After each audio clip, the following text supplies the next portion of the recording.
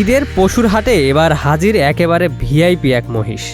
গোলাপি রং, মাথা ভর্তি সোনালি চুল আর বিশাল আকৃতির কারণে নারায়ণগঞ্জের এই মহিষ এখন সোশ্যাল মিডিয়া থেকে আন্তর্জাতিক গণমাধ্যম সব জায়গায় ব্যাপক আলোচনায়। তার নাম ডোনাল্ড ট্রাম্প।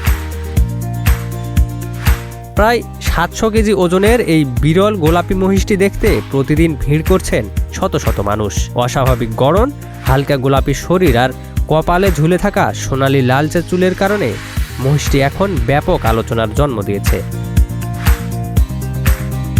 আন্তর্জাতিক সংবাদ সংস্থা রয়টার্স জানিয়েছে, বাংলাদেশে সাধারণত কালো রঙের মহিষ বেশি দেখা গেলেও এই অ্যালবিনো জাতের মহিষটির গায়ের রং হালকা গোলাপি বা ক্রিম বর্ণের, যা একে করেছে একেবারেই ব্যতিক্রম।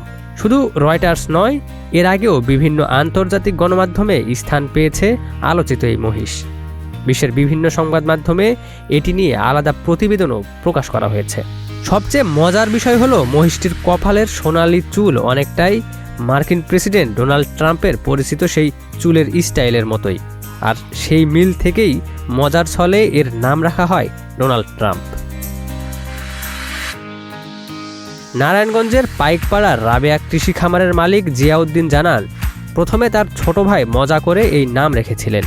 পরে এটি যে এত জনপ্রিয় হয়ে উঠবে তা তারা কল্পনাও করেননি।